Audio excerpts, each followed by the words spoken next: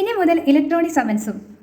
Hi hello, I am advocate Alsha Krishnan. സാമൂഹ്യ മാധ്യമ account വഴിയും ഇലക്ട്രോണിക് മീഡിയ ഉപയോഗിച്ചും ഇമെയിൽ വഴിയുമൊക്കെ സമൻസ് നൽകുന്ന പുതിയ ചട്ടം സർക്കാർ രൂപീകരിച്ചു.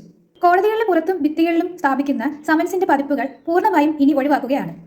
ഭാരതീയ നാഗരിക സുരക്ഷാ സംഹിതയിലെ വകുപ്പുകൾ പ്രകാരം സമൻസ് ലഭിക്കേണ്ട ആളുടെ ആധാർ ഏതെങ്കിലും ഒരു ഫോൺ നമ്പറുമായി ബന്ധിപ്പിച്ചിട്ടുണ്ടെങ്കിൽ അതുവഴി ലഭിക്കുന്ന എല്ലാ സമൻസുകളും ഇനി മുതൽ ഔദ്യോഗികമാണ്.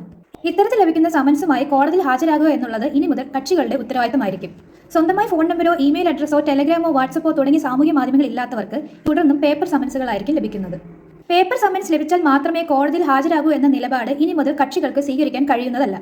ഇലക്ട്രോണിക് മാധ്യമങ്ങൾ വഴി സമൻസ് ലഭിച്ചതിന്റെ സ്ക്രീൻഷോട്ട് കോടതിയിൽ ഹാജരാക്കാം. കോടതിയിൽ നിന്നും നൽകുന്ന ഇത്തരത്തിലുള്ള സമൻസിൽ സീലും ഡിജിറ്റൽ സിഗ്നേച്ചറും ഉണ്ട് എന്ന് കോടതി ഉദ്യോഗസ്ഥൻ തന്നെ ഉറപ്പാക്കേണ്ടതുമാണ്.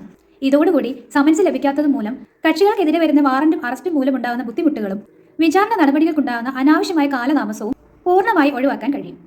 കൂടുതൽ ലീഗൽ അപ്ഡേറ്റ്സിനായി പേജ് ഫോളോ ചെയ്യുക.